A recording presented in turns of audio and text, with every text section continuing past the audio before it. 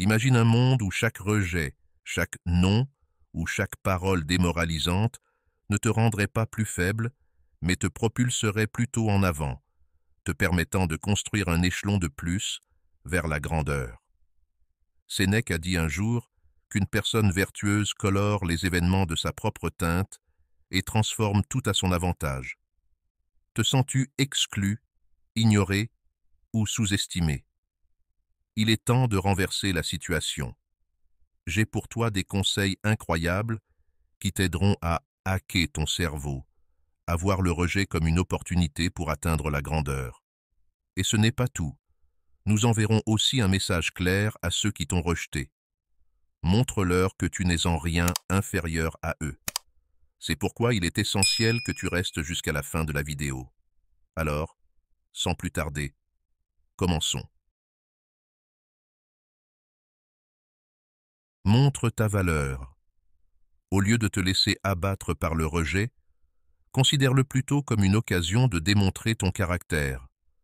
Lorsque tu es exclu d'une réunion ou que tu es ignoré pour une promotion, garde ton calme.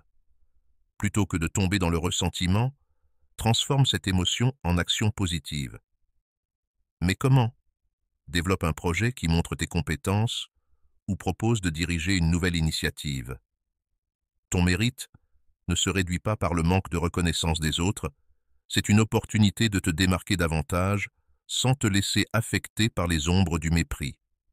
Rappelle-toi de ce vieux dicton, par mauvais temps, bon visage, ce n'est pas qu'une simple phrase, c'est une stratégie d'action, une façon de pirater ta mentalité et de stimuler ta meilleure version. Le rejet n'est pas un indicateur de ta valeur, c'est une réorientation vers un endroit où tu es plus utile. Si tu es rejeté pour un poste, c'est peut-être l'univers qui te pousse vers quelque chose qui correspond mieux à tes talents et à tes passions. J'aime dire, à quelque chose malheur est bon. Bien sûr, nous devons faire tout notre possible pour ne pas sombrer dans la misère d'un mauvais moment. Je t'invite à chercher ce bien à venir.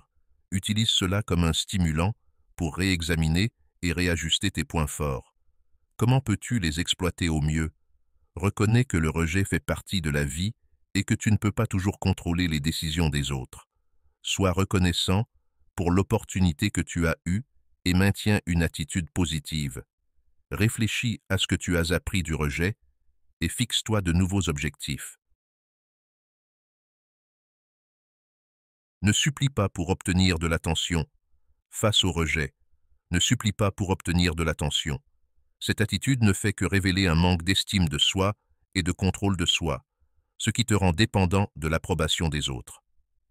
Le stoïcisme et la psychologie s'accordent à dire que le plus sage est d'accepter le rejet comme une réalité inévitable qui ne définit ni ta valeur ni ton bonheur. Au lieu de t'accrocher à ce que tu ne peux pas changer, concentre-toi sur ce qui est en ton pouvoir. Ton attitude, tes actions, tes vertus. De cette façon, tu pourras cultiver une vie pleine et digne sans te laisser emporter par des passions irrationnelles. Comme le disait Sénèque, il ne dépend pas de nous d'être riches, mais il dépend de nous d'être heureux.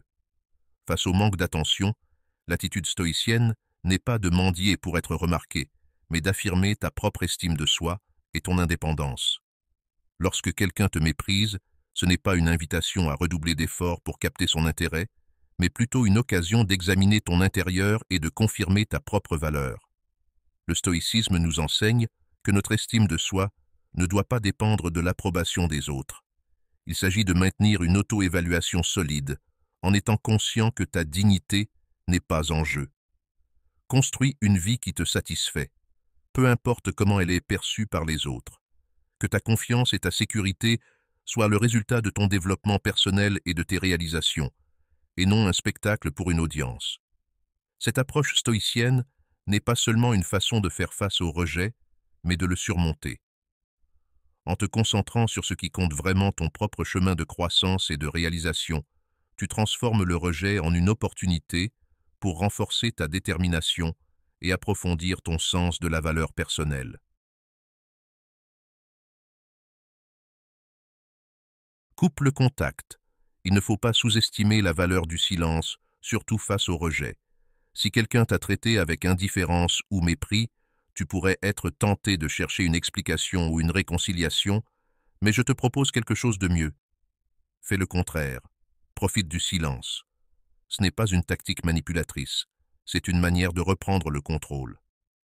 Lorsque tu décides de ne pas agir impulsivement, de ne pas envoyer de messages ou de passer des appels désespérés, tu crées un espace. Cet espace n'est pas seulement pour l'autre personne, il est pour toi-même, pour te réajuster, pour te rappeler que ta valeur ne dépend pas de l'opinion de quelqu'un. De cette manière, tu dis « je m'aime trop pour supplier ou insister ». Cette attitude n'est pas seulement pragmatique, elle est libératrice. Donc, si quelqu'un te rejette, la meilleure chose à faire est de couper le contact avec cette personne. Il ne s'agit pas d'être orgueilleux ou rancunier, mais de protéger ton estime de soi et ton bien-être émotionnel. Maintenir le contact avec quelqu'un qui t'a rejeté ne fera que te faire souffrir davantage et alimenter une espérance irréaliste. De plus, cela t'empêchera d'avancer et de rencontrer d'autres personnes qui pourront te valoriser et te correspondre. Du point de vue stoïque, couper le contact avec quelqu'un qui t'a rejeté est une manière d'exercer ta liberté et ton contrôle sur ce qui dépend de toi. Du point de vue psychologique, couper le contact avec quelqu'un qui t'a rejeté est une façon d'éviter le renforcement intermittent et l'attachement anxieux. Le renforcement intermittent se produit lorsque tu reçois des signaux contradictoires ou inconstants de l'autre personne, ce qui génère confusion et anxiété.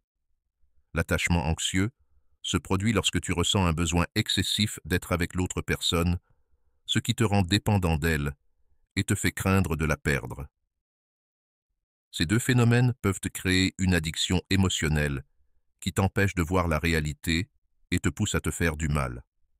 Comme l'a dit le philosophe français Jean-Paul Sartre, peu importe ce que les autres font de toi, ce qui importe, c'est ce que tu fais de ce que les autres font de toi. J'espère que ce message t'a été utile. Si la vidéo t'a plu, je te serai reconnaissant de laisser un j'aime et de t'abonner. Si tu te retrouves sans mots, écris simplement « Le rejet est une bénédiction » pour montrer que tu fais partie de la minorité qui a suivi la vidéo jusqu'à la fin. Merci beaucoup pour ton attention et à la prochaine.